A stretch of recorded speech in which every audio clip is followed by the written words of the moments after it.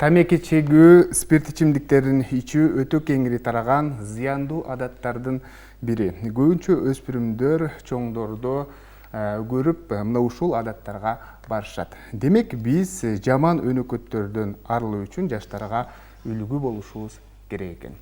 Саламатсыздарбы? Сиздердин саламаттыгыңыздарды ойлогон Ден соолук программасы кайрадан ЛТР жана ЛФМ радиосунда. Ардактуу көрүүчүлөр, урматтуу угармандар, бүгүнкү чыгарылышыбыздын темасы пандемия учурунда тамеки чегүү жана спирт ичимдиктерин ичүү ден соолук үчүн пайдалуу деген теманын алкагында маектешебиз. Эгерде дал ушул тема боюнча сиздерде да кандайдыр бир суроолор болсо, сөзсүз түрдө байланышка чыксаңыздар болот. Байланыш үчүн телефондор 032 22 код аркылуу 55732 жана ошондой эле WhatsApp номери дагы иштейт 0508 87 88 97 номери. Программаны мен Сейит Амираев алып барам. Анда эмесе студиянын кадырлуу конокторун мен сиздерге тааныштырсам. Адалат Орозбаева, Ош областаралык наркология борборунун нарколог дарыгери, жогорку даражадагы дарыгер, саламатсак тоон мыктысы. Саламатсызбы? Студиябызга кош келипсиз. Эң алгачкы суроо, айтсаңыз, тамеки чегүү, спирт ичимдиктерин ичүү зыян десек дагы, бирок адамдар мына ушул нерсеге барышат. Кандайча мына ушул жаман адаттарды колдонуп калат? Эми бул тамеки чегүү, алкоголь ичимдиктерин ичүү бул организм үчүн зыяндуу нерсе экенин адамдар билип туруп деле буну колдоно берген бирден бир себеби адамдар жаш мезгилинде, мисалы мектепте окуп жүргөн мезгилинен, айрыкча 6-7 класстардан балдар, көбүнчө эркек балдар мындай кызыгуусу башталат да алкоголго жана тамекиге. Аларда кандайча кызыгуу башталат. Алардын ата энеси же болбосо бир коноктордо болгондо же үйүнө коноктор келгенде жаш бала аларды кантип ичип атат, анан ичкенден кийин кайсы убакта сигарет, тамеки тартып атат, баарын байкап отурат. Байкап отурат дагы, булар карап отуруп, ошодон өздөрүнө какой-то бир эмени сиңирип алышат дагы, кийин ошону туурап көргүсү келет да. Чоңдор деле ушинтип атат го деп туруп, балдар баягы ата энелери коноктор чакырып сыртка чыгып кетишкенде, бөлмөдө калган стаканчиктердин түбүндө калгандарды чогултуп туруп жашырынып проба кылып ичип көрүшөт. Анан кийин дагы бир балдар менен мектепте жүргөндө же ойноп жүрүшкөндөрдө ушуну эстешип, анан чогулуп алып туруп, кызыгып, өздөрүнүн кызыгуу негизинде жүргүлө биз деле сигарет тартып көрбөйлүбү, чоңдор тартып атат го дешип, жердеги пучокторду тереби же жаңы сатып алабы, же бирөөсүндө бар болобу, сигаретти тартып дамын көрүшөт да. Ошентип башталат адамда. Анан булардын арасында кээ бирлерине бир эле чеккенде сигарет жакпаса, ол бала экинчи оозуна албай коюшу да мүмкүн. Ал эми бир эле сигарет тартуудан какой-то бир өзүнө бир сонун бир сезим алып калган болсо бала, анан кийинчерээк дагы тартыкысы келет, анан дагы чогулуп тартат, дагы тарткысы келет. Ушинтип ал өнөкөткө айлантып алат. Алкоголду деле ошондой эле. Биринчи ичип көрөт, экинчи ичип көрөт, акырын чоңоет, армияга жөнөй турган мезгил болот, окуусун бүткөн мезгилдер болот. Ошондой убактарда анан башталат. Алкоголь ичип, ага уже организм секин көндүрө баштайт, тойлордо, анан мыналарда уже алкоголь ичкен эмелер көбөйө баштайт, аралыктар. Ошентип бара-бара булар организм көнүгө баштайт дагы, кандайдыр бир жашка жеткенде, 20 жаштардан өткөндөн кийин ошол үйрөнүп алганын таштабаса, булар өнөкөткө айланат. Уже чоңоюп 20 жаштар өткөндөн кийин кадимкидей сигаретти чегип, аракты ичип, өздөрүн чоң адамдай сезип, кадимки жашоого аралашып ушундай нерселерди аралаштырып жашай баштайт, бирок ошого өзү организмди көндүрүп бара жатканын сезбейт да адамчы. Арак, алкоголь ичимдигин ичкенде биринчи адам эмоциясы көтөрүлөт да, эйфоризирующий таасир берет. Эмоциясы көтөрүлөт дагы, алкоголь ичимдигин ичкен адам өзүн жакшы сезе баштайт, көңүлү көтөрүлөт, кеңири сүйлөй баштайт, өзүн баатыр сезе баштайт, мактанып же болбосо мындай өзүнүн эмоциясы көтөрүп, көңүлү көтөрүлө баштайт. Анан кийин уже өзүн жакшы сезе баштагандан кийин алар уже дагы көбөйтүп иче башташат. Мисалы тойлордо артынан дагы тез куюп ичип, ошентип алар какой-то көңүлү жакшы көтөрүлүп баштаган нерсе кайсы бир жерге жеткенде уже эрготропный системадан трофотропный системага өтөт. Ал деген эмоциясы көтөрүлгөндүн эң пигине жеткенден кийин кайра эмоциясы төмөндөй баштайт. Анда кандай болот? Мисалы бир тойго барганда эле элестетип көрсөңөр, же өзүңөрдүн адамдар күйөөсү ичет, же болбосо аяштарынан ичет, же туугандарынан, ошо тойдогулардан ичкенин байкап отургансак болот да. Биринчи тойго барганда баары эле созулуп, жакшынакай болуп барышат. Анан кийин иче баштагандан кийин алар уже көңүлдөрү көтөрүлүп, шайыр болуп, кеңири сүйлөп, танцевать деп ошентип калышат. Кайсы бир убакта карасаңар, ошол адам уже отуруп эле булдуруптап сүйлөй баштайт да. Ал уже трофотропный действияга кетип атканы да, эмоцияны уже түшө баштаганы. Анан тойдун аягында карасаңар, баягы мас адам уже ал тили булдуруктап, сүйлөй албай, буту жакшы баса албай, акыры тойдон жетелеп, сүдүрөп алып чыгып кетишет. Бул уже баягы эмоциянын көтөрүлгөнү бара аягында кайра эмоциянын настроениянын түшкөнүнө алып келет да. Эми мастыктын 3 деңгээли бар. Бул жеңил мас болуу, орто мас болуу, оор мас болуу. Ушу оор мас болууда тойдон чыгып кетишет. Ушундай эле сигарет деле той аз-аздан чегип жүрүп, бара-бара 12-кө өтөт дагы, алар көп чеккенге өтө башташат.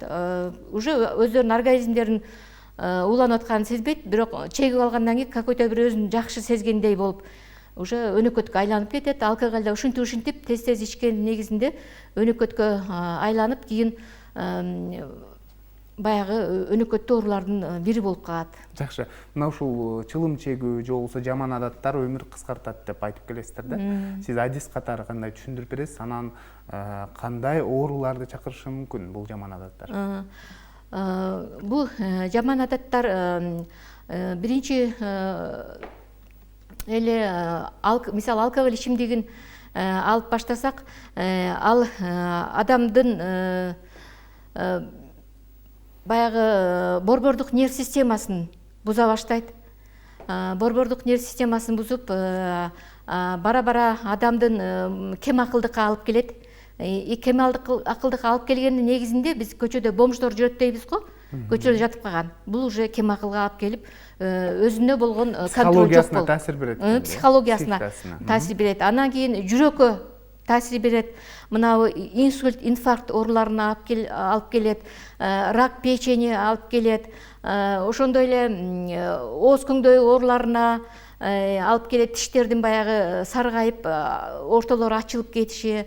Ошондой эле булар адамдын тез картаюусуна алып келет. Андан дагы булар бир эле өзү оорубай, чөйрөдөгү адамдарга да таасирин берет, өздөрүнүн туулган балдарына таасирин берет, балдар дефект менен төрөлүп калышы мүмкүн. Чылымда деле ушундай эле кетет. Чылымдагы никотин айланадагы адамдарды өзү ууланганга, чеккен адам ууланганга караганда айланадагы адамдарды наоборот көп ууландырат. Өзү 20% ууланса, айланадагылар 80%ке ууланышат да. Жакшы. Демек, эгерде чылым чеккен жанында тура турган болсок, сөзсүз түрдө жанындагы адам биз дагы ууланып калган учур болот экенде. Ууланып калган учур болот. Мисалы, чылым, тамеки бул өтө уулуу, канцерогендүү жана гендерди өзгөртүүчү, ошондой эле уулуу заттардын 4000 түрүнөн турган уулуу зат да. 4000 түрүнөн турган. Ошондо ушул 4000 түрүнөн турган уулуу заттын 20% процентинен өзү уланат. 80% ошол заттар менен айланасында турган адамдар улана берет да. Жакшы, телегөрүүчүдөн суроо келиптир. Сиздерге катталгандар боюнча көбүн эсе мына ушул жаман адаттарга кайсы куракта кылат бүгүнкү күндө барышууда деген. Биздин оорулууларыбыз көбүнчө алкоголдук ичимдиктер боюнча дарыланууга барышат. Биз аларды сөзсүз катталууга алынат. Анчалары кээ бирлери гана анонимдүү түрдө дарыланбаса, көпчүлүгү каттоого алынат. Булардын жашын айтсак, 20-25 жаштан баштап ушу 70 жаштан жогору, 75 жаштарга чейин бизге барып турушат. Жакшы, негизинен тамеки чегүү дем алуу жолдорун, ошол эле учурда өпкө органын өзгөчө жабыркатат деп айтып келесиздер ар дайым эле. Мына ушул жөнүндө айтып берсеңиз, тамеки чеккенде өпкөдө кандай өзгөрүүлөр болот, дем алуу жолдорунда кандай өзгөрүүлөр болот, ушул боюнча кенен түшүндүрүп берсеңиз. Тамеки чеккенде, мисалы, тамеки чеккенде адамдын ооз көңдөйү, мурун көңдөйү никотиндин уулуу заттарына толот да, түтүнү чыгат да, ооз көңдөйү, мурун көңдөйү аркылуу. Андан ары тартканда ошол никотин уулуу заты организмге ичине таркай баштайт. Мисалы, ушул эле сигареттин мурун жана ооз көңдөйүндөгү уулуулугу биринчи мына гайморит оорусуна да таасир берет. Адамдын жыт билүү сезими төмөндөй баштайт. Анан ооз көңдөйүндө болсо, бул адамдардын ооз көңдөй тиштери саргайып, тиштеринин аралары чоңоюп, тиштери тез түшүп, адамдын мындай картаюу алып келе баштайт да ужечи. Ичке кирип кеткен никотиндин түтүндөрү уже биринчи очередде эле мына кекиртек адамдын эмеси өпкөсүн жабыркатат. Өпкөсүн жабыркатып, өпкөгө ошончолук баягы ыш толгондой болуп, өпкөнүн баягы кан тамырлары тарый баштайт да. Ушул өпкөгө неме аркылуу өткөндүктөн. Ошондо буларда өпкөсү баягындай катып калыптыр дегендей, кан тамырлары ушундай уулуу заттарга баягы күйүп, мындай ичкерип кеткендей болуп, булардын дем алуусу кыйындап, анан оорулар башталат. Жакшы, анан ушул өпкө органдары, ушул дем алуу жолдору жабыркап жатканын адам кантип билсе болот? Анан биз сүрөттөрдө көрүп калабыз да, тамеки чеккендердин өпкөсүнүн аягы капкара кылып көрсөтөт да. Чындыгында эле ошондой болобу? Тамеки чеккендердин өпкөсү баягы кан айлануу, тамырдын тарып калышы менен кан айлануу системасын начарлайт да. Начарлайт, баягы кислород өпкөдөн кеңири жүгүрүп өтө албайт. Какой-то бир замедление болот да. Ошон үчүн замедление болгондо уже өпкөгө күч келет дагы, өпкө кадимки өпкөгө караганда карая баштайт. Себеби өпкөдө кычкылтек аз. Кан тамырлар менен жүгүрүп, кан тамырлардын тардыгынан ошол себептүү өпкөдө өзгөрүү байкалат. Биринчи суроого жооп берсеңиз, мисалы, ушул кантип өзүнөн ушул ички органдары жабыркап жатканын байкаса болот? Адамбы? Тамеки чегип жүргөн адам да. Тамеки чегип жүргөн адам өзүнүн кандай болуп жабыркаган, аларда жөтөлүү пайда болот. Тез-тез жөтөлүп турушат. Анан кийин бир оор жумуш кылганда аягына чейин ошону жете албай тез чарчап калат. Анан бул тамеки жок болгондо өздөрү мындай тынчсызданып, ачуусу бат келет. Ачуусу бат келип, тынчсызданып, аппетит жок болуп, уйку жок болуп, бир ишти жасагысы келбей калат. Ал деген уже көз карандылык да. Тамекиде. Жакшы, бизде байланышта көрүүчүбүз бар экен, анда кабыл алып түз эфирге алып чыксак, саламатсызбы? Кош келипсиз, кандай сурооңуз бар? Мен сиздерге берем же бул эме Кандай сурооңуз бар, урматтуу көрүүчү? саламатсыздарбы? Саламатчылык. Мен сиздерге берейин деген суроом, азыр могу телевизордо тиги карап отурсам, сиздер азыр маска тагып турасыздар. Мен дагы могу медик катары билгеним боюнча айтайын дедим эле да, могу көпчүлүккө ушул боюнча маалымат бере кетсеңиз. Анткени кычкылтек өпкөгө поступать эткенде, мындай киргенде бир топ бактерия, микробторду өлтүрөт, аны билесиздер. Анан ошол могу вируска тиешеси боло алабы? Вирусту өлтүрө алабы? Потому что бул өпкөдөгү биз абаны көмүр кычкыл газын выдыхать этип атабыз, кайра эле ошону мынтип дем алып атабыз да, ошондо өпкөгө күч келип болуп атат, затруднение болбойбу, өпкө кыйналбайбы деген сөзүм да. Мен анткени даярданбай туруп эме кылгандагы эмем кичине орусча аралашып кетип атат, кечириңиздер. Жакшы, рахмат. Анан экинчи суроом, бул контактно бытовой деп дагы атабыз. Контактно бытовой хорошо, макул боло берет. Бирок могу жер шарын ушул пандемиянын вирусу жер шарын кармап мындай каптап турабы? Менин оюмчачы, бул ушул боюнча сиздин эмеңиз кандай, оюңуз кандай, ушул боюнча маалымат бере аласызбы? Жер шарын каптап турат, менимче аба аркылуу гана жугуп атат деген оюм бар да менимче. Анткени кандай жерге жашынба, баары бир бул жугуп атпайбы? Эч ким менен контакт болбогондо дагычы. Анан ушул маска туура эмес окшойт деп ойлоп атам. Как-то адамга эме болуш керек да. Ар жакта иммунитет уже пайда болуш керек. Анан бул повторно жугуп атат. Ушул боюнча дагы кичине айтып койсоңуз. Повторно экинчи, үчүнчү жолу жугуп атат бул нерсе. Бул мен практика жүзүндө көрдүм да муну. Рахмат, урматтуу көрүүчү, сурооңузга кандай жооп бересиз? Ушул боюнча айтсаңыз. Мисалы, менин оюм боюнча бул маска тагуу бүгүнкү күндө, мисалы адам менен адам сүйлөшүп турганда эң маанилүү. Себеп дегенде эч ким билбейт, ким ооруп калган, ким ушул ооруну жуктуруп алганын азыркы учурда эч ким билбейт. Анан жөн жүргөндө таза абада жалгыз жүрсөң, маскасыз эле жүрсөң болот. Бул бүгүнкү күндүн талабы го деп түшүнөм. Сиз кандай жооп берет элеңиз? Бүгүнкү күндүн талабы боюнча бул масканы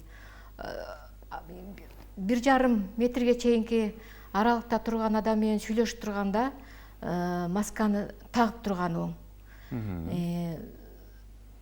Себеби бул аба аркылуу жугат деп айтып атпайбызбы?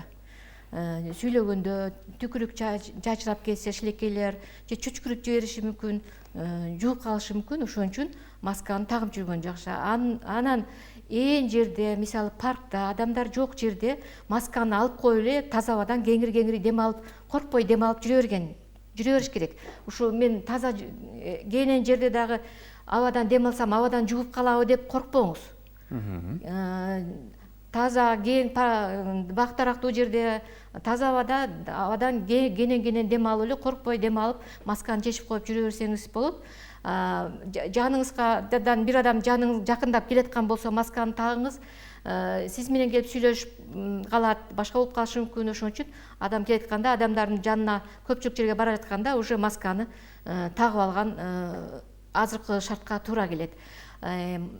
Маскадан кайра ууланып атат, ууланып калабызбы деген. Иммунитетибиз төмөндөп кетеби деген. Иммунитет төмөндөп кетеби деген да ойду айтып атасыз.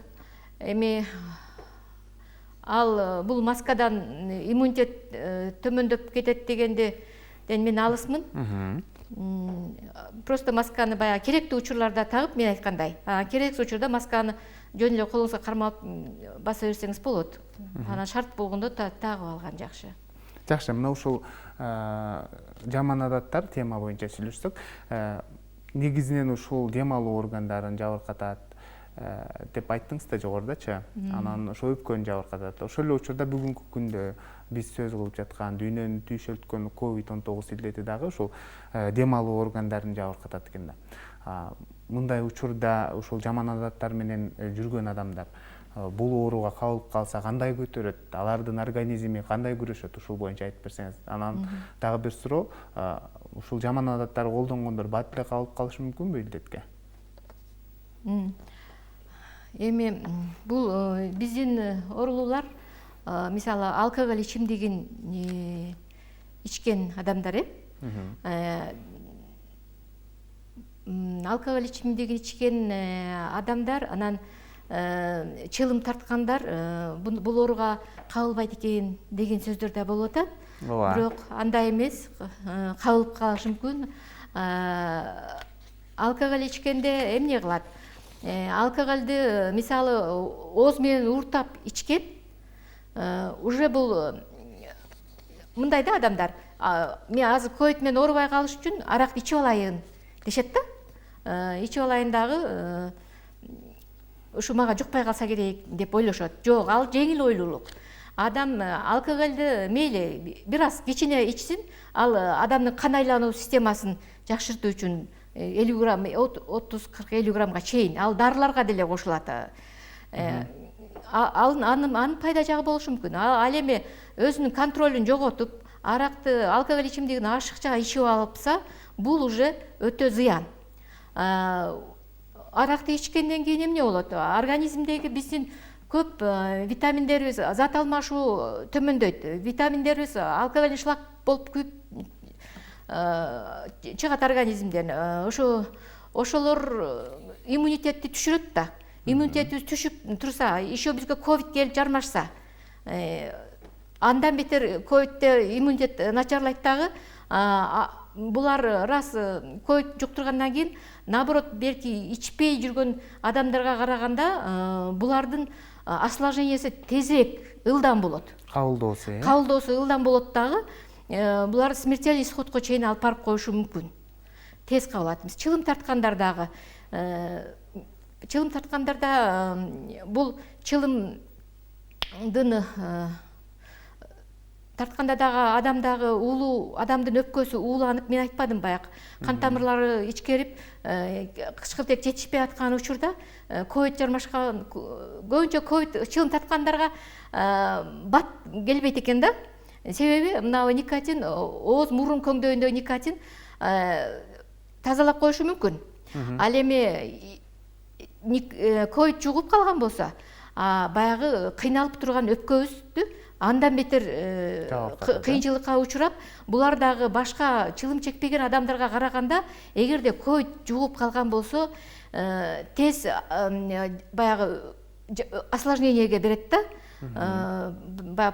Осложнение берип, кабылдоосу күчөп, булар дагы баягы өлүмгө дуушар болуп калышы мүмкүн, айыгышы кыйын болуп калат. Ошондуктан чылым чеккен, арак ичкен адамдар, буларга ковид жугушу кыйын, жүрө берсем болот экен деген жеңил ойлуулуктан алыс болуш керек. Буларга жуккан учурда алар чекпеген, берки жаман өнөкөтү жок адамдарга караганда тез кабылдап, баягы ооруну оор көтөрөт, оор көтөрөт, туруштук бере алышпай калат. Жакшы. Негизинен жогоруда айттыңыз да, азыркы учурда бир аз ичимдик ичип койгон деле бул пайдалуу деп да. Анан бул канчалык деңгээлде пайдасы бар? Чындыгында эле мына ушул COVID-19 илдети дем алуу жолдорунда 14 күн сакталат деп айтышат го адистер. Алгач ошол жерде сакталып, анан өпкөгө барат деп. Ошол учурда аларды жок кылабы? Аларды эритип жок кылабы?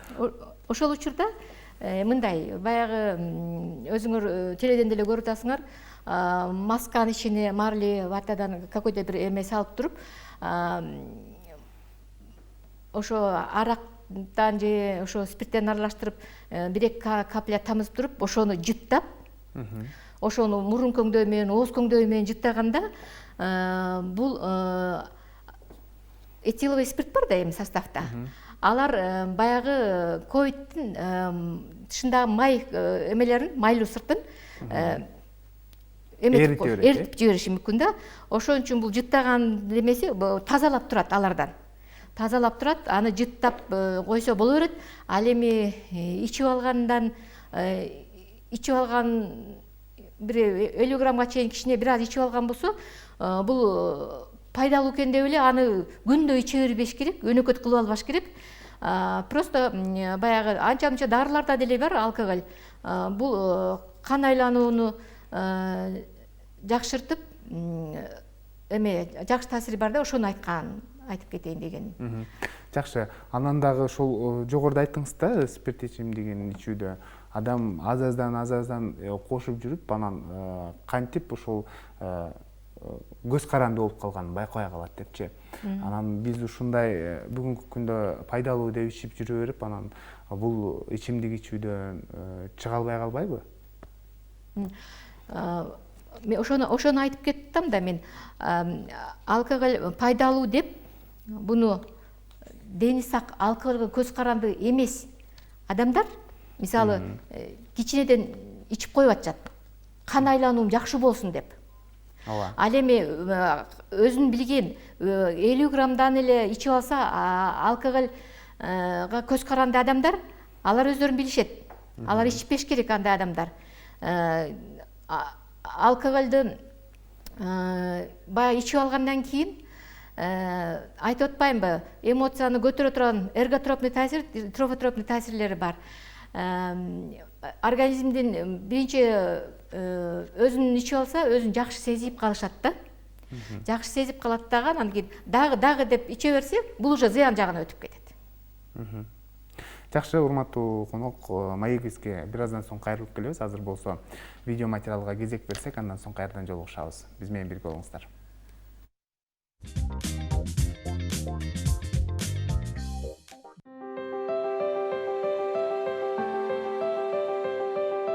Бала менен коронавирус тууралуу кандай сүйлөшүү керек? Азыркы убакытта коронавирус оорусу тууралуу угуу көпчүлүк адамдар үчүн оор болуп жатышы мүмкүн.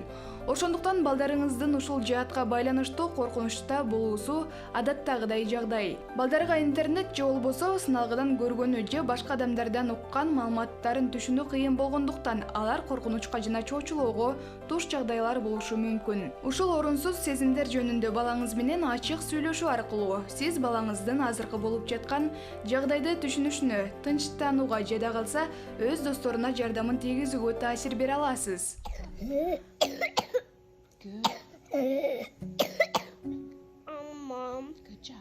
Биринчиси, ачык суроолорду берип угуңуз. Бул маселе жөнүндө талкуулоо үчүн балаңыз менен тынч жерде сүйлөшүү үчүн атайын жай менен убакыт бөлүңүз. Балаңыздан ушул маселе жөнүндө эмне маалыматы бар экендигин аныктап, жообун бөлбөй угуңуз. Эгер балаңыздын жашы өтө эле кичинекей болуп, алар ушул оору тууралуу укпаган болсо, сиз бул жагдай тууралуу айтпай эле коюп, гигиена эрежелерин кандай сакташ керектигин эске салып көрсөтүп туруңуз. Экинчи, чынчыл болуңуз. Балага түшүнүктүү тил менен чындыкты түшүндүрүңүз. Балдар аламда не болуп жатканы тууралуу чын маалыматтарды билгенге укуктуу. Дегенибиз менен өспүрүмдөргө терс таасир эте турган маалыматтардан коргоого милдеттүүбүз. Балдардын жашына ылайык келе турган тилде сүйлөшүп, алардын реакциясын карап, тынчсыздангандыгына көңүл буруңуз. Эгер сиз алардын суроолоруна жооп таба албасаңыз, жоопту оюңуздан чыгарбаңыз. ЮНИСЕФ жана дүйнө жүзүндөгү ден соолукту сактоо уюму сыяктуу эл аралык уюмдардын веб-сайттарынын жана серепчилерге гана ишенүү керектигин түшүндүрүңүз. Үчүнчү, аларга өздөрүн жана досторун кандай коргоого боло тургандыгын көрсөтүңүздөр. Балдарды коронавирустан жана башка оорулардан коргоонунун эң жакшы чараларынын бири колду бат-баттан жууп туруусуна көнүктүрүү. Аны коркутуу аркылуу үйрөтпөңүз. Ошону менен бирге сиз балдарга жөтөлгөн же болбосо чүчкүргөн кезде оозду бүгүлгөн чыканак менен жабуу керектигин көрсөтүп, ошондой симптомдору бар адамдарга жакындабоону түшүндүрүңүздөр. Төртүнчү, балаңыздын көңүлүн көтөрүңүз.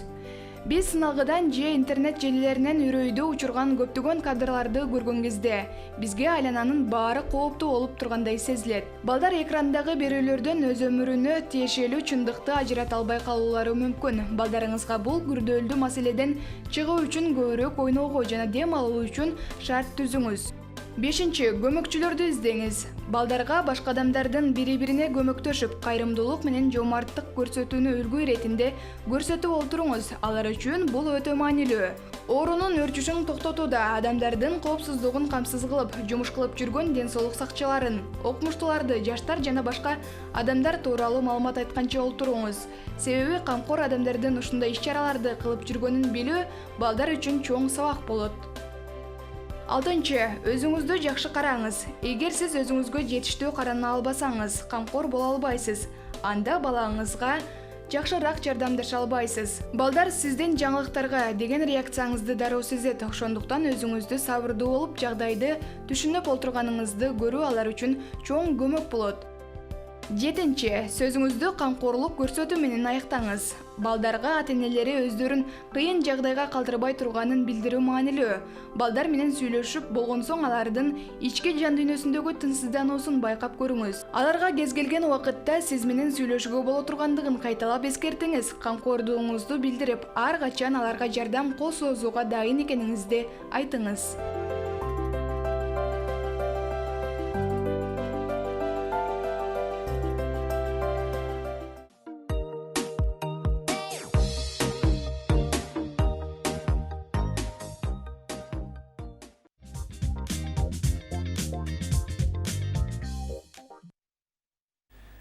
Урматтуу теле көрүүчүлөр, ардактуу угармандар, сиздер Түз эфирде ден соолук программасына ортоктош болуп жатасыздар. Бүгүнкү чыгарылышыбыздын темасын дагы бир ирет эске салсак, пандемия учурунда тамеки чегүү, спирт ичимдиктерин ичүү пайдалуу деген теманын алкагында маектешип жаткан кербезибиз. Эгерде сиздерде дагы дал мына ушул тема боюнча кандайдыр бир суроолор болсо, сөзсүз түрдө байланышка чыксаңыздар болот. Байланыш үчүн телефондор 032 22 код аркылуу 557 32 жана ошондой эле WhatsApp номери дагы иштейт 0508 87 88 97 номери. Сиздердин жана биздин суроолорго адис жооп берип жаткан кербези. Теле көрүүчүлөрдөн суроолор келген. Саламатсыздарбы, COVID-19 илдети дейт, өнөкөт ооруларды козгойбу деген суроо калтырыптыр. COVID-19 оорусу өнөкөт ооруларды козгойт жана алардын татаалдануусуна, кабылдоосуна алып келет. Бул алкоголь ичимдиги, ошондой эле чылым тартуу да адамдардын, бул дагы адамдын иммунитетин түшүрөт да. Адамдын иммунитетин басаңдатат. Ошонун негизинде баягы адамда өнөкөт COVID-19 жугуп калгандан кийин өнөкөт оорулары болот да. Жүрөк оорулар бар, артериалдын давлениясы жогорулаган оорулар бар, мына кант оорусу менен ооругандар бар. Ошол оорулардын иммунитети төмөн болгондуктан бул ковид оорусун жакшы көтөрө алышпайт, ошон үчүн кабылдамага баты учурашат. Эски оорулар козголот. Жакшы, кийинки суроо мындай деген суроо калтырыпты. Саламатсыздарбы, азыркы учурда дейт, пандемия учурунда сырттан келгенден кийин колдорду самындап жууп, ошол эле кийип келген кийимдерди дагы жада калса жуугула деп айтышат дейт. Анан биз аны жууп дейт, айылда дейт, мисалы жерге төгөбүз дейт сууну дейт. Сууну жерге төккөндө дейт, вирус жерге түшөт дейт. Ал ошол учурда дейт, вирус өлөбү, жок болобу деген суроо калтырыптыр да. Сиз кандай жооп берет элеңиз? Же баягы самындап жууп атканда эле вирус жок болуп кетеби? Самындап жууп эш сырттан келгенде сөзсүз колубузду жылуусуга самындап жуатпайбызбы? Самындап жууатканда бул самын шелыч составында бар болгондуктан шелыч ковидтин сыртында май менен катталып турган клеткалардын майларын жабыркатып измененияга алып келген үчүн уже анын таасири басаңдап калган болот да. Ошон үчүн аны сыртка төгүп койгон жерден анын мындай эмесин айта албайм мындай. Жок, негизинен бул абада туруксуз деп айтышат, абада учуп жүрө албайт, жерге түшөт, ошол замат эле жок болот деп айтышат да. Көбүн эсе ушул адамдан адамга жугат. Абадан жерге түшкөндө дагы булардын 72 саатка чейин мисалы кол жубайлы, бир түшкүрдү, жерге түштү, кийимдерге чачырады, эме болду. Кийимдерде азыраак турат, мына пластик идиштеринде, темир идиштеринде алар 72 саатка чейин турат экен да. Ошон үчүн эшиктен колду жууп эле тим болбостон, ошо эшиктен киргенде эшиктин туткаларын кармаган жерлерде сөзсүз арчып антисептик менен тазалап турганы жакшы. Кийимдерин болсо мүмкүн болушунча сыртка чечип коюп койсо, ал мындай ыңгайлуураак. Жакшы, кийинки суроо саламатсыздарбы? Бүгүнкү учурда дейт сооданы көп колдонгула деген маалыматтарды биз социалдык тармактардан, интернеттерден угуп көрүп колдонуп жатабыз дейт. Тамак чайкап дейт, мурунду чайкап атабыз дейт. Бул канчалык деңгээлде ошол вирустарды өлтүрөт деген суроо калып турат да. Эми бул деле баягы мен айтпадым беле, баягы спирт менен спирт менен этиловый составында этиловый спирт бар. Масканы ичине салып туруп дышать этиш деген. Аны дагы ашыкча дышать эте берген болбойт. Себеби мурун көңдөйүн, ооз көңдөйүнүн ичиндегилерди кургатып жибериши мүмкүн. Ошондой эле шелочит деле ошондой.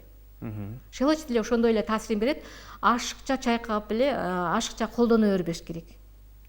Жакшы, байланышта көрүүчүбүз бар экен. Анда кабыл алып, түз эфирге алып чыксак, саламатсызбы десек, бизден алыстап кетиптир. Кийинки суроо теле көрүүчүдөн келген. Саламатсыздарбы? Менин жолдошум дейт, акыркы убактарда дейт, көп ичип дейт, көп чегип жатат дейт, тамеки тартат дейт. Жашы 36-да дейт, кантип бул өнөкөт илдеттен арылсак болот үй шартында деген суроо калтырыптыр. Үй шартында эми бул көп иче бергендиктен өнөкөткө айланат деп айтып кеттим. Ушу 20 жаштардан өткөндөн кийин уже өнөкөткө айланып, ал алкоголь ичсе өзүн жакшы сезгендей болуп, жүрөктөрү басаңдап, себеби жүрөктөр такылдап чыгат да, алкоголь жок болгондо басаңдап, өзүн жакшы сезе баштайт дагы. Ошонун негизинде кайра ошону дагы жакшыртыш үчүн кайра иче берип, өнөкөткө айландырып алды. Аны үй шартында аны кармап дарылаш оңой болбойт. Себеби үй шартындагы капельница, врач назначениеси капельница алса, же болбосо какой-то бир таблеткаларды күйөөсүнө ичпей калыш үчүн берген менен күйөөсү бир жерге алкоголь ичимдигин бекитип коюп, кайра барып ичип алышы мүмкүн. Ал ичип алганда кайра баягы алкоголго каршы дары ичкен адамга алкоголь үйүндө бекитип алып ичип алса, осложнение берет. Жүрөгү токтоп калышы мүмкүн, дем алышы кысып калышы мүмкүн. Ошон үчүн үй шартында дарылоо оңойлукка турбайт. Демек, дарыланып жаткан учурда сиздердин уруксат жок, мисалы өз алдынча барып, кайра ичимдикке кайтып бара турган болсо, бул ар кандай кабылдоолорго душар болуп, анан организмге дагы доо кетириши толук мүмкүн экен да.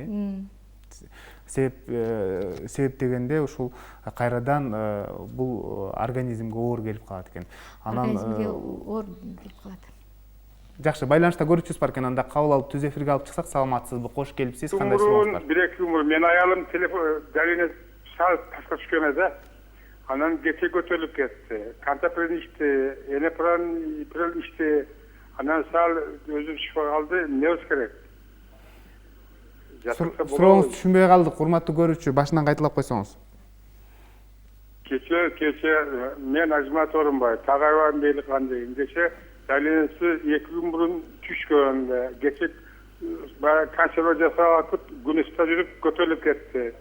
Кантаприн тары ичти, элеприн ичти, дайленис түштү. Эми не болсу керек? Кеңгиреп турам дейт. Мындай убактарда специалист дарыгерлерге кайрылыш керек. Ооба. Кайрылып, сөзсүз доктурга көрсөтүш керек. Өзү билип дарыларды бере бербеш керек. Эфирден сырткары сөзсүз түрдө бизге байланышсаңыз, биз кардиолог дарыгерлердин байланыш номерлерин сизге беребиз, албетте жардам берет деген ойдобуз. Негизинен мына ушул ичимдик ичүүнү сөзсүз түрдө стационарда дарылаш керек деп айтып калдыңыз да. Ушул боюнча сүйлөшсөк, кандайча дарылайсыздар, канча убакыт дарылайсыздар, анан сиздердеги бүгүнкү күндөгү шарттар кандай? Ушул боюнча айтсаңыз. Бизде оорулуулар мурда кандай келген болсо, азыр деле ошондой эле келип турушат. Бизде дайыма оорулуу үзүлбөйт, көп барышат. Мына карантин убагында гана жолдор тосулган убакта, райондордон келип тосулган убактарда биздин оорулардын саны бир аз азайган болсо, жолдор ачылгандан бери мурункудай кадимкидей эле кайра көп келип атышат. Булар дарыланганда 10 күнгө чейин бизде дарыланышат. Акы төлөп жатып, дарыланып, баягы булар өзүн аракты ичпей коеюн дешет үйдө. Бирок токтото алышпайт да. Ичип алып токтото албайт. Айласынан бизге келишет жардамга. Жатып дарыланайын деп.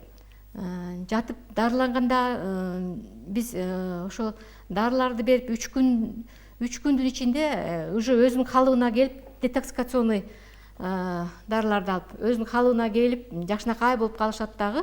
Критикасы пайда болуп, уйку, аппетит, аң сезим калыбына келе баштайт. Уже алар 10 күнгө чейин дагы калган дарыларын ичип, жакшынакай айыгып чыгышат. Демек, бир жолу эле дарыланса сакаябы, же болбосо бул өнөкөт эле деп айтасызбы? Бир канча жолу сиздерге кайрылыш керек? Эми бизден бир дарыланып эле ошол бойдон ичпей калган адамдар бул 100дөн 1 болушу мүмкүн. Бунун мисалы острый алкоголизм деген жок да, хронический алкоголизм деген да бул өнөкөттүү оору. Ошон үчүн бизде бул ооруга ооругандар жакшы жүргөндөр бар. 4-5 жылдап, 7 жылдап, 10 жылдап ичпей калып жакшы жүргөнү. Анан какой-то бир себеп болуп, кайра 50 граммдан ичип алса эле запойго кирип кетет. Баягы катар-катар ичкенге кирип, эртең менен баш жазмай баштап, ушинтип өнөкөтү кайра башталып кетет. Ал эми булар баягы кээ бирлер тез эле ичип алышат. Даже бизге жаткандан түштүп нарушение кыла баштагандар бар. Чыгып кетип, бир айдын ичинде 4-5 жол түшүп жаткандар дагы бар. Булардын 1-2 запойдун ортосу бир айга жетип жетпеген, бир нече жылга жетип жетпеген хроник өнөкөттүү оору болгондон ушундай ооруп турушат. Анан булардын ал тез оорушу, же болбосо бир эмеден сакайып кетиши өздөрүнүн эркинен болот. Эрки күчтүү адам болсо, акылы тетик болсо, булар ошо бир лечение алгандан кийин таштап коюшу коет. Айыгып кеткендер болот андайлар. Демек, адамдын өзүнөн көз каранды экен. Эрки булардын сила волясы төмөндөп кетет да, эрки төмөндөп кетет дагы, өзүн контролдоосу жоголот. Критикасы жоголот. Ошондуктан булар кайра-кайра эле ошол ичимдикке бат-бат кабылып турушат. Анан ушул мисалы убактысына да көз карандыбы? Мисалы бир адам, мисалы бир бейтап дейли, мисалы жылдап 5-6 жылдап иче турган болсо, анын сакаюусу бул оорууну, же болбосо алкоголь ичимдиктерин таштап коюусу кечирээк болобу, же болбосо ал дагы ушул адамдын өзүнөн көз карандыбы? Адамдын өзүнөн көз каранды. Биздин оорулар ичип 7 күн, 5 күн, 7 күн, 10 күн, бир айга чейин созуп ичишет. Эртең менен баш жазмайын кылып, бул похмельный синдром деп коет. Ошентип ичип, анан кайра алардын какой-то убакытта токтошот. Өздөрү токтоп 5-6 күн, 2-3 күн токтоп кайра дагы сүрөп ичет да. Ошентип улар жылдап ичип кетет. Анда ал ичкендер өзүнөн өзү токтой албайт. Сөзсүз кайрылып бизге келишет. Жакшы. Анан мына ушул дары-дармектерди берүүдөн сырткары психолог, психиатрлар менен дагы иш алып барабы? Ооба. Себеп дегенде жогоруда айттыңыз да, адамдын психикасына таасир берет. Мына ушул жерге сиңип калгандан, психикасы бузулгандан улам кайра эле ушул ичимдикке, же болбосо чылым чегүүгө, наркотикалык заттарды колдонууга бара беришет да айттыңыз да. Ооба. Балам, бул психикасы, булардын психикасы жабыркайт деп айтып кетпедикпи? Ошон үчүн бизде докторларды биринчи психиатриядан баштап окутушат. Биз психиатрия, наркология бул мындай караганда эр шаркак бир служба деп койсок болот. Булардын общий психопатологияны нарколог врачтарда окуп, ошолорду билишет. Ошон үчүн биздин нарколог врачтарыбыз булар психиатр наркологдор.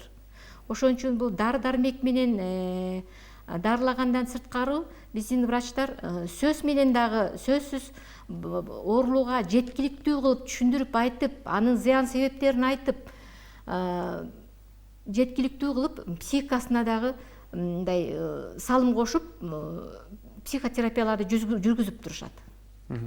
Жакшы, азыркы учурда маектешүү жол менен. Азыркы учурда элдер туура жашоого, сергек жашоого өзгөчө кызыктар болуп, өздөрүнүн ден соолугу жөнүндө ойлонуп, бүгүн биз кантип ден соолугубузду чыңгасак, эртең оору жугуп калса жеңилирээк көтөрсөк деген ушундай максатта көпчүлүгү айрымдар спорт менен машыгып, жана айрымдар болсо туура тамактанып, витаминдерге өзгөчө басым жасап турган кербези. Бизге келген суроолордун дагы көпчүлүгү ушул багытта экен. Дал ушул учурда сиздердин борборуңуздар мисалы туура жашоого үндөп кандай иш-аракеттер жүргүзүп жатат, ушул боюнча айтсаңыз. Бизде деле ушул диспансерибизде баягы биринчи сырттан келгенде эле асептик антисептик баары сакталат.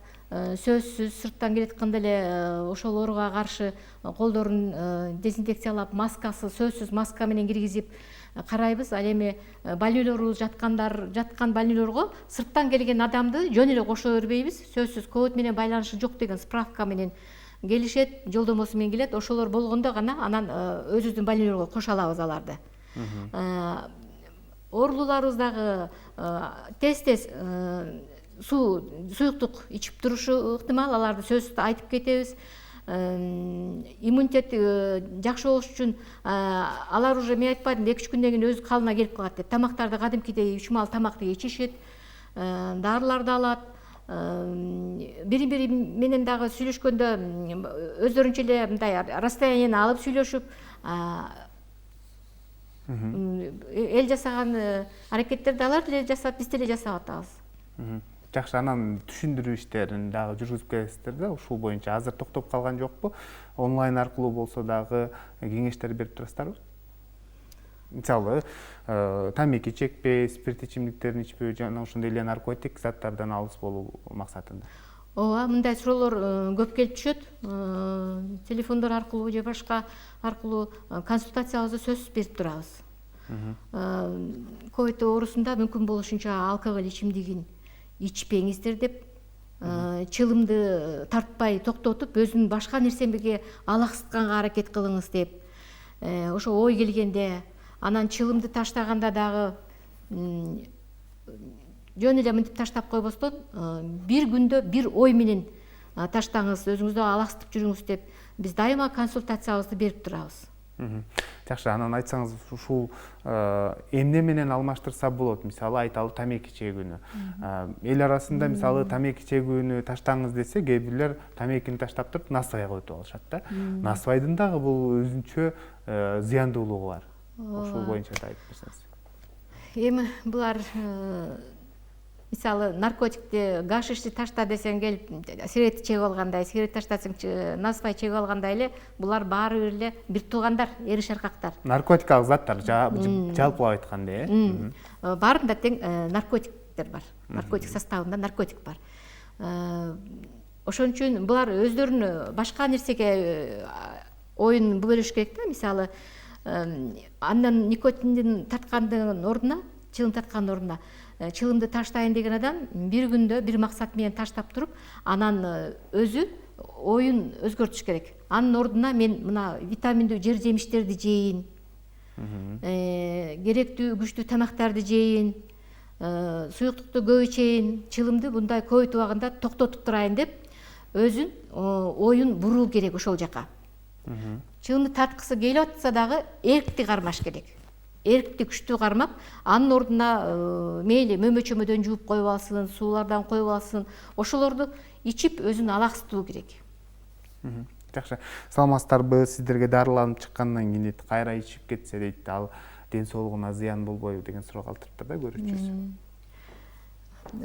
Дарыланып чыккандан кийин биз ооруларды дарылаганда алардын зат алмашуусу калыбына келип, баягы көп минерал, витаминдер, алкоголь менен айланып чыгып кеткен нерселер кайрадан биз витамин терапияларды берип, компенсациялар кошуп, баарын калыбына келтирип, жакшынакай кылып организмде уйку, аппетит, нерв өздөрүнүн алып жүрүүсү, критикасы баары калыбына келип бизден жакшынакай болуп чыгышат. Оорулар лечениени алып чыгып кеткенден кийин алар кандайдыр бир себеп менен кайра ичип алган болсо, организм кадимкидей эле мурункудай кайра нарушение кетет организмде. Болгондо дагы биз аракка каршы дарыларды берип алгандан кийин кайра ичип алышы организмди андан тезирээк эмеге улануусуна алып келет. Жакшы, саламатсыздарбы? Сиздердин борборуңуздарга барып дарылануу бул акысызбы?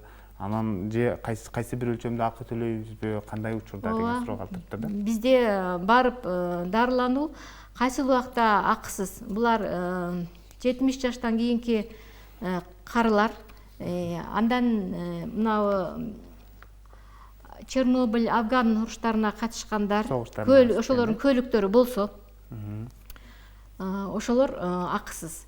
Ал эми камсыздандырылган, камсыздандырылбаганы боюнча текшерип, компьютер боюнча биз эгер камсыздандырылган болсо 840 сом төлөп жатышат, камсыздандырылбаган болсо ал 2650 сом төлөп жатышат.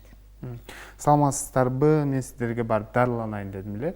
Дарегиңиздерди айтып койсоңуздар дейт. Кайсыл жерден, кайсыл телефон аркылуу байланышса болот сизге? Дарегибиз биздики Юго-Восток жакта. Юго-Востокто Озгурга кире бериш, шаар менен Озгурга. Ош шаарында, э? Ош шаарында эле Озгур айылына кире бериш жерде башында баягы маршруткалар жана троллейбустун Юго-Востокто конечный остановкасына барып, андан ары 50 метрдей басса, биздин наркология деген жазуубуз көчөдө көрүнүп турат. Ошол жерге барып кайрылса болот. Телефонубуз 533 66 32-22 коду менен, э? Башка жактан келе турган болсо. Башка жактан. Жакшы, анан 433 66 деген. Эки телефон номерге байланышса болот. Анан айтсаңыз, ушул кандай документтерди даярдап барыш керек деген суроо. Бизге жатуу үчүн сөзсүз өзүн тастыктоочу документ, паспорт керек. Бизге ИНН керек да. Ошон үчүн паспорт менен барышат. Андан сырткары азыр бизге жолдомо өздөрү жашаган жерден, биз наркологияга жатканы кетип атабыз, направление беришет. По месту жительства бизге. Ошо направление менен келишет, жолдомо менен. Андан сырткары азыркы учурда өзү жашаган жерден ковидке байланышы жок деген справка алып келиш керек сөзсүз. Ошолор болсо биз жагдайына карап кабыл алабыз. Саламатсыздарбы? Мен дене табым көтөрүлгөн жок.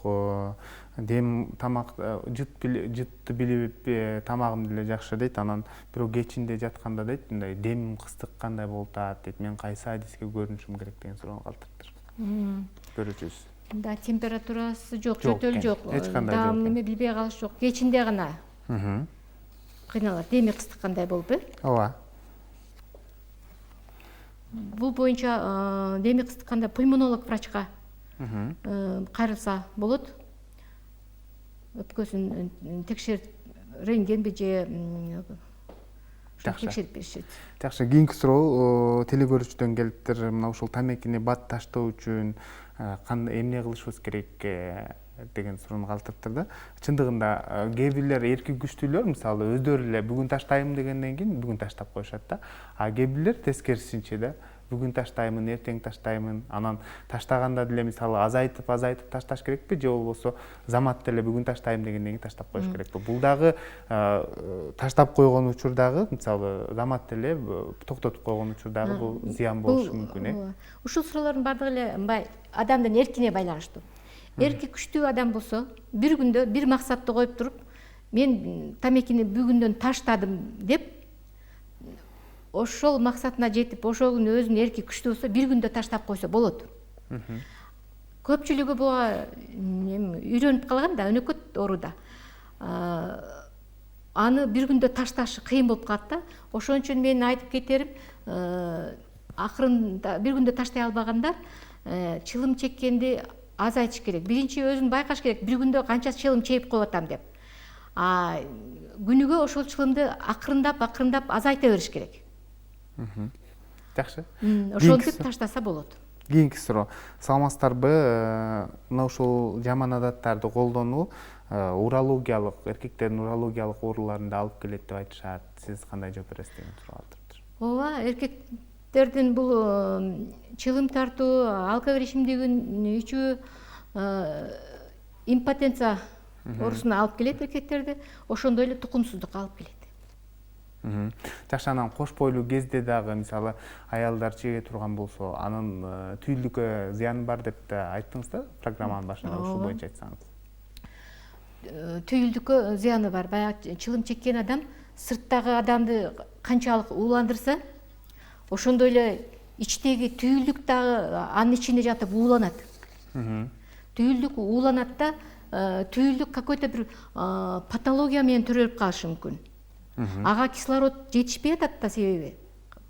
Кислород жакшы жетишпей калат. Ошондуктан патология менен төрөлүп калышы мүмкүн. Ардактуу телекөрүүчүлөр, бүгүн бизде конокто Адылат Орозбаева, Ош областаралык наркология борборунун нарколог дарыгери, жогорку категориядагы дарыгер болду. Сизге рахмат айтабыз. Ишиңизде ийгиликтер болсун, оору сыркоодон алыс болуңуздар. Урматтуу көрүүчүлөр, ардактуу угармандар, сиздер менен мен Сейит Амираев болдум. Кайрадан эфир аркылуу амандашканча сак саламатта туруңуздар.